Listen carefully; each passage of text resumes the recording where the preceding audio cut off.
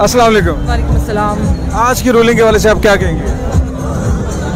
Unexpected तो नहीं है, सीधी सी बात है, क्योंकि मैं एटलीस्ट अपनी बात करूं तो मैं ऐसा एक्सपेक्ट नहीं कर रही थी कि इतने आराम से ये लोग पंजाब को जाने देंगे, क्योंकि हमारा तो है ही है, इनके भी सर्वाइवल का मामला है। हमसे मतलब हमारा भी है, ऑब्वियसली हमारा बहुत ज़्यादा, लेकिन इनकी तो सियासत ख़त्म हो जाएगी और ये तो तुफैलिए चलते ही सियासत में है। तो किन की बात कर रही हैं आप? स्पेसिफाई करें। मैं फौज की बात कर रही हूँ, मैं नून लीग की बात कर रही हूँ। इस वक्त जरदारी और बाकी सारी पार्टीज, उनका सबका मफाद इकट्ठे है, तो मैं सबकी बात कर रही हूँ। चौधरियों की सियासत के वाले से क्या कहेंगे आप?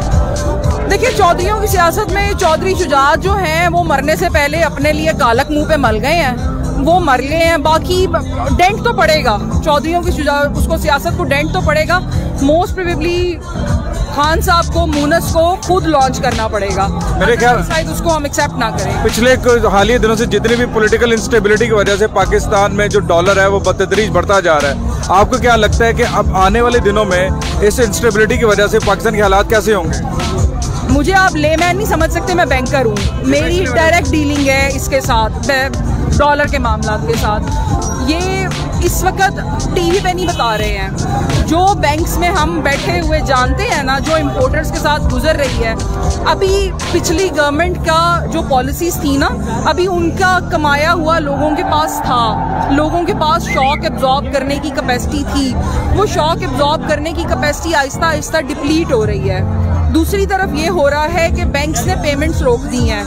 जब पेमेंट्स रुकेंगी ना तो माल आना बंद हो जाएगा। एलसीज ओपन नहीं हो रही, ओपन नहीं होंगी, एलसीज तो फिर ओपन हो रही हैं। आपका बहुत ज्यादा इंपोर्टर ऐसा है जो एलसी पे काम नहीं करता, उसकी पेमेंट बाहर नहीं जा रही। जब उसकी पेमेंट नहीं ना जाएगी, उसकी शिपमेंट नहीं आएगी, तो आपका आने वाले दिनों में डिमांड एंड सप्लाई का इतना बड़ा क्राइसिस आने वाला है कि आपकी सोच भी नहीं जा सकती। चलिए, आपके प्रोफेशन रिलेटेड अच्छा कि आप बैंकर हैं, और मुझे ये बताइएगा कि आपको क्या लगता है कि इस वक्त हमारे पास जो इम्पोर्ट बिल है, क्या उसको पे करने के लिए पाकिस्तान के स्टेट बैंक के पास पैसा पड़ा है? नहीं पड़ा हुआ।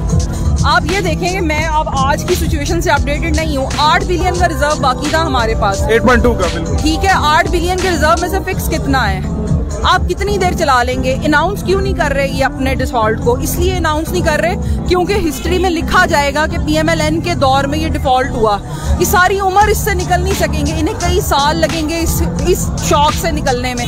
ये इस वजह से अनाउंस नहीं कर रहे। वरना मुझे ये बताएं, डिफॉल्ट क्या है? डिफॉल्ट ये है कि आपकी पेमेंट ड्यू है, आप पेमेंट नहीं कर पा रहे। एज अ कंट्री आप कई चीज़ों की पेमेंट नहीं कर पा रहे। आपका जो इम्पोर्टर है उसका माल पड़ा हुआ है पोर्ट्स के ऊपर, वो पेमेंट नहीं करने की वजह से माल नहीं उठा पा रहा, उसको डैमरेजेस पड़ रहे हैं, वो डिफॉल्ट कर चुका हुआ है। अब आप उसको छुपा लेमैन के लिए ठीक है, छुप गया, हम बैठे हुए हैं, हमें पता है डिफॉल्ट हो चुका हुआ है। पाकिस्तानी अवाम के लिए अवेयरनेस के लिए क्या मैसेज देना चाहेंगे? जो कि आप बैंकर हैं, आपका प्रोफेशन है, आप आसान अल्फाज में उनको कैसे समझाएंगे कि आज की सिचुएशन क्या, हमारी मौशी हालात की क्या सिचुएशन है? मैं किसी को कुछ नहीं समझा सकती, मैं सिर्फ अवाम को कह सकती हूँ कि निकल सकते हैं ना तो निकल आए। मैं किसी को कुछ नहीं समझ, क्योंकि आप किसी को कुछ नहीं हम आज तक नून लीग के सपोर्टर्स को नहीं समझा सके कि पाकिस्तान, वो तो एक चैलेंज है, वो तो अल्लाह माफी दे, मुझे शैतान के लिए भी चैलेंज होगा कि वो भी चाहे उसको। हम किसी को कुछ नहीं समझा सकते, लेकिन मैं लोगों से सिर्फ यही कह सकती हूँ कि आपकी आने वाली नस्लें भी गिरवी रखी गई हैं। आपके पास एक आखिरी आपका जो प्राइड रह गया हुआ है ना इस वक्त, वो रह गया हुआ है आपके एटॉमिक एसेट्स। आपकी कंट्री को बिल्कुल डिफॉल्ट की तरफ ले जाया जा रहा है। आपका मुल्क कोई डिफॉल्ट नहीं करने वाला था, आपके मुल्क को डिफॉल्ट पे मजबूर किया गया है। ऑनेस्ट ओपिनियन चाहूंगा, क्या डिफॉल्ट करने जा रहे हैं या हो चुके हैं? ऑनेस्ट बताइएगा। हो चुके हैं, हो चुके हैं। अब आगे ये जितना मर्जी कैमोफ्लेज करें, लेकिन आपका इंपोर्टर पेमेंट नहीं। आप जाएं मार्केट में, आप शालमी चले जाएं, इंपोर्टर से जाके पूछें। आप अपनी किसी भी मार्केट में, किसी भी बिजनेस हब में चले जाएं, जाके इंपोर्टर से पूछें। उसकी प्रोडक्ट्स की प्राइसेस इतनी बढ़ गई हैं कि ऑयल की जो एलसी, मैं खुर्दनी तेल की, एडिबल ऑयल की बात कर रही हूँ, तेल की जो एलसी हम लोग 3-3.5 लाख डॉलर की खोलते थे ना, वो इस वक्त 7-7.5 लाख डॉलर पे जा चुकी है। और एलसी की पेमेंट भी 1 लाख से ऊपर होना तो मौत पड़ जाती है। हम पेमेंट नहीं कर। मिफ्ता इस्माइल जिस तरह से ये इकोनॉमी को चला रहे हैं, क्या आपको लगता है ये आगे वजीर खजाना चला रहा? वो डुगडुगी लेके ना बंदर का तमाशा कर रहा है। वो इकोनॉमी